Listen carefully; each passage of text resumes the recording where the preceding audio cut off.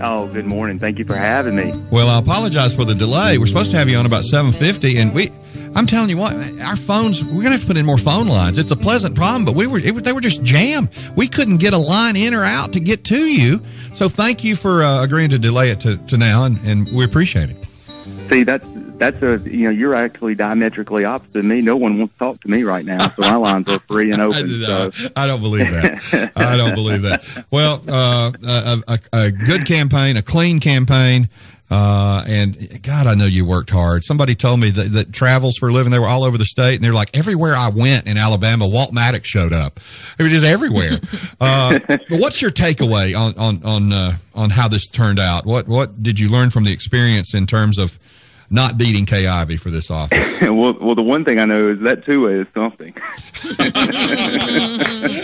So you should have stuck with that talking point, man. I tried to tell you.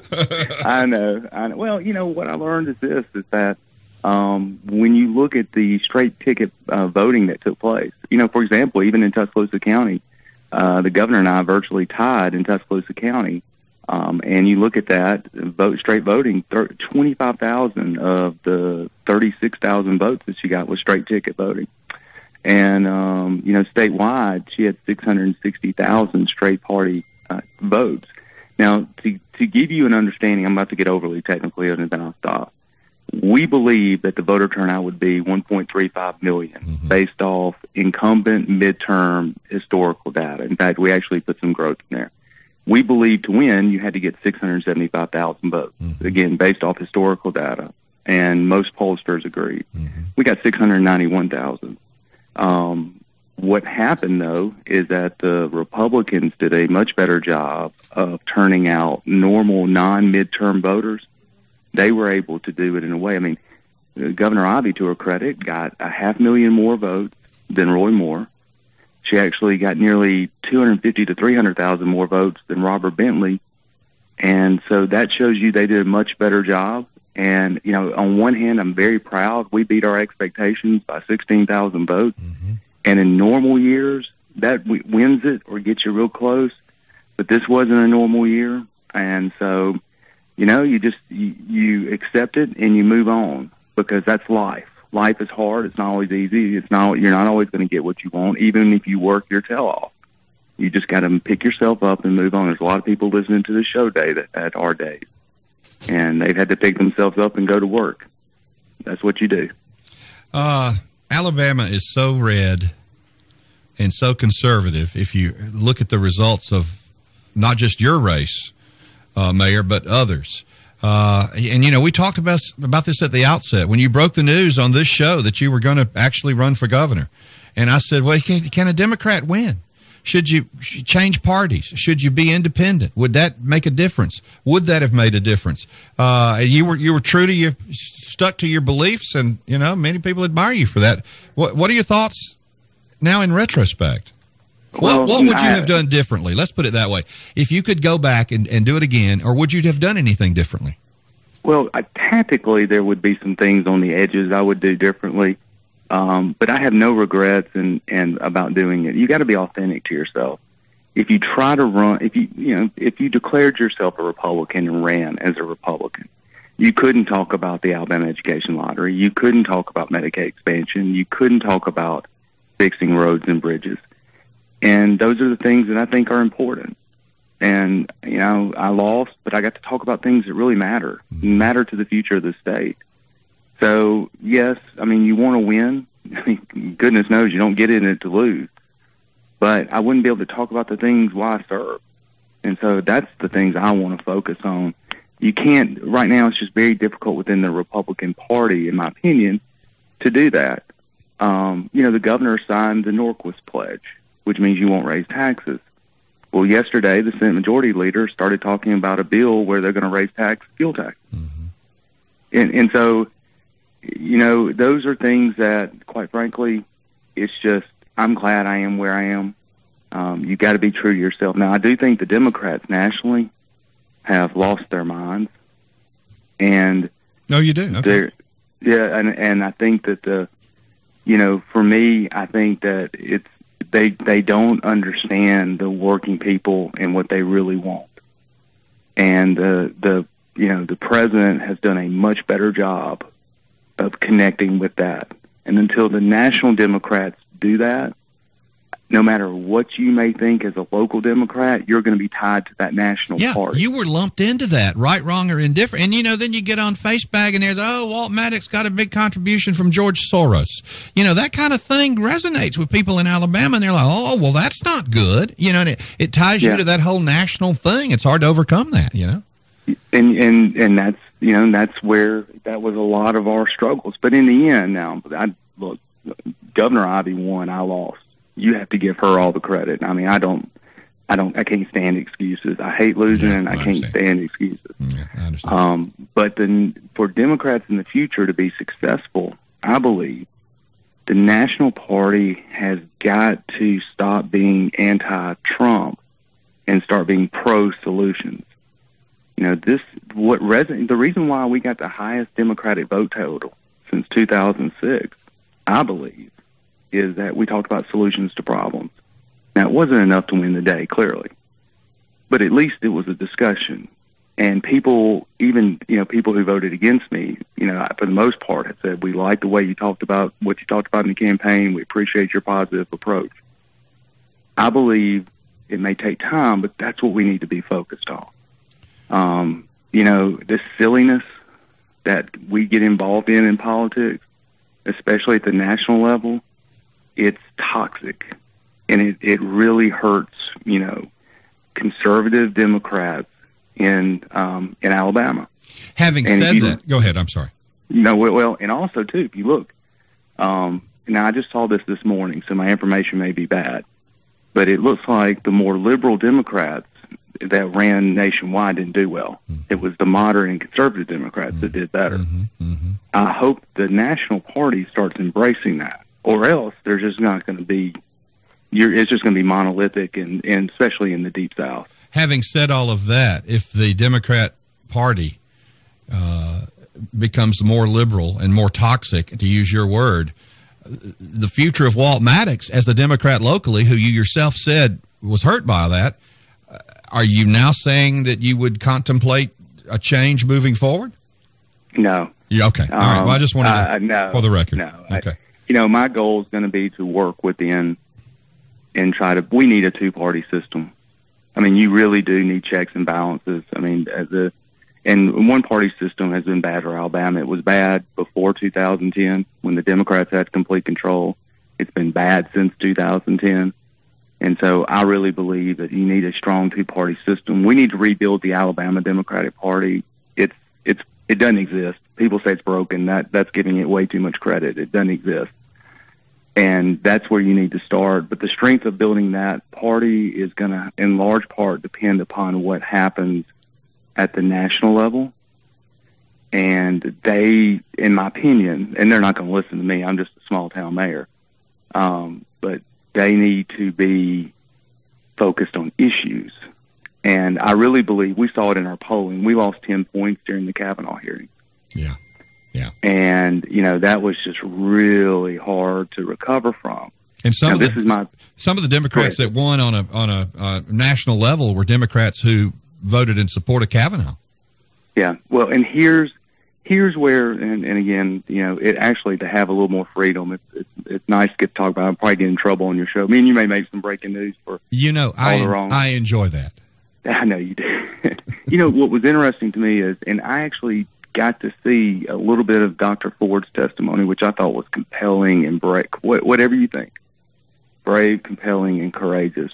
And if that would have been left alone, I'm not sure there would have been all the fire and brimstone. But when you had the afternoon hearings and you had people, questioning Judge Kavanaugh regarding drinking games, then what you did was, in my opinion, is you took somebody who provided very serious, very moving, very heartfelt testimony that you need to honor, respect, and certainly investigate. But then the afternoon, you had everybody who wants to run for president. Yeah. Grandstanding. Grandstanding. And I think at that point, that's when Americans said, okay, enough. This is a serious matter, and you're treating it as an opportunity to score political points in Iowa and New Hampshire. I think you're right. Yeah, absolutely. And you know what? I thought they took something that, in my opinion, was heartfelt and brave and courageous, and then they just basically just discarded it for their own political gain. Mm-hmm. And I can understand why people, were angry about that. Because I don't think, again, I think sometimes I think people try to oversimplify Alabamians. We're much better people than what the national media gives us credit for. You bet. It's people just didn't like I think they didn't like the gamesmanship of a very serious matter. You should never demagogue about such a serious matter as sexual assault. Never, never, never. I agree 100%, and it did have an impact, and you saw it in the numbers at this level. So, now I have to ask you, you're always candid with us. You broke the news that you were officially running for governor here on the Steve Shannon Morning Show on the Bear. I have to ask you about a political rumor that was all over the courthouse on election night and that I'm hearing, and I'd like you to just tell us what you can tell us this morning. Okay. Here's the rumor, and you've probably already heard it. The rumor is that in days to come, you will resign as mayor of Tuscaloosa and accept a position as head of the AEA, a job that I understand you've been offered a couple of times and turned down. Is there any truth to this rumor? Well, if it is, they haven't contacted me. Wouldn't it be funny if right now your phone clicked like when you're getting another call?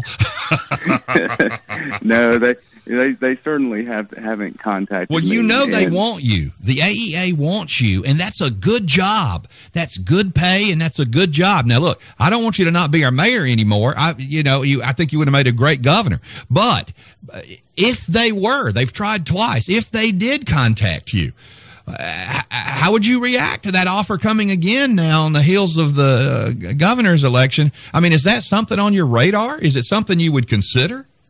Well, it's not on my radar, and I would do what I did the last two times. Now, it was a little different because that was with Dr. Hubbard, who was my mentor, who was one of the most brilliant people I've ever met, and who I respect. Even 2 weeks before he passed away, I said, I'm still nervous when I'm around you. Mm-hmm. So I mean, I would listen. I mean, you always listen. It's like any professional. Now, is that strong enough to move me away from a job I really do love? Right now, as we have this conversation, I don't think so, but I would certainly listen. I just want a career where I can help people. And man, I love this city and I love what I do. And I'm, this morning I've been working on some things that I'm excited about moving forward with the city. So it would take a lot right now for me to want to move. And plus, I know I'm rambling a little bit, and I apologize. Yes. You got me at a very vulnerable moment, Steve. Look, that's fine with us. So you go. This is like a therapy section. So you go ahead and release it. Let it out. Well, I was just kidding about the vulnerable moment. But I know you were. But in all seriousness, you would certainly listen to it. But right now, I'm just coming off a year's journey that's very intense. It's probably not a good time to start making decisions about, your long-term future. But can you tell us this? Do you foresee, short of like a health issue or something, God forbid, do you, and just recently reelected, do you foresee anything happening where you would resign as mayor? Or do you want to fulfill the term no matter what and then entertain all of this? I mean, is there a possibility that something could come up and you might resign? But there's always a possibility. Okay. But there's definitely nothing. That's not on the radar. Okay, all right. No, and hopefully I'll continue to do a good job where there'll always be rain. And I know you will, and you've done an outstanding job. And we're huge supporters and fans of the progress and the rebuild that everybody gives you so much credit for after the awful tornadoes and all of that. And we remain big fans and supporters. And we don't want you to ever resign as mayor. But promise me, if you decide to, you'll call us and let us know first. I will, and the only job that I'd ever leave immediately for is, governor was one, but that's not a possibility. Okay. So you being your co-host, if you ever decide to move up and you need a co-host, yes, because I know it's lucrative. It is. I hear me. It is. No, I appreciate that. I want to ask this. I have two real quick questions, and I know you've got plenty to do. Think back, if you would. What was the funniest moment on the campaign trail, or a funny moment, or a little moment of levity, something that happened as you ran all over Alabama for so long to do this? Anything stand out as a funny moment, or Not really. I mean, I'm sure there is. I know you met some characters out there. You had to have.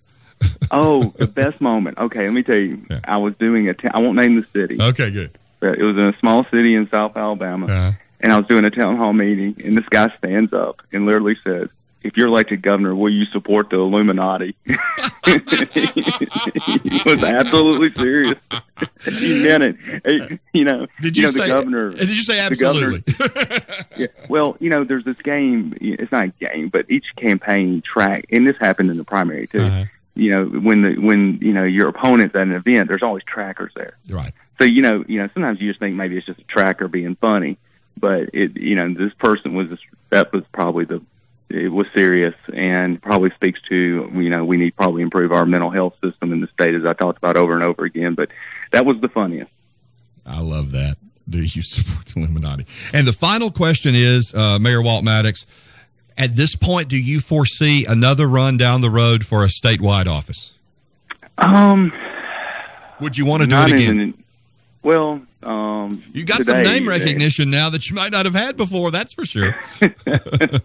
Hey, I hate name recognition when it comes to not winning. I know. But you never say never in politics. Yeah, today, the answer would be no. I'm exhausted, and my family. I look at Taylor and Eli, and I just, I've missed a lot. And then I think about the sacrifices Steph has made, and, the answer's no for right now, but you never say no in this business. I've learned you never close doors. You just never close them. Absolutely. Well, thank you for always making yourself available to the folks through our little platform here. It means the world to us, and we look forward to talking to you a whole bunch in the future. Get some rest and roll tide.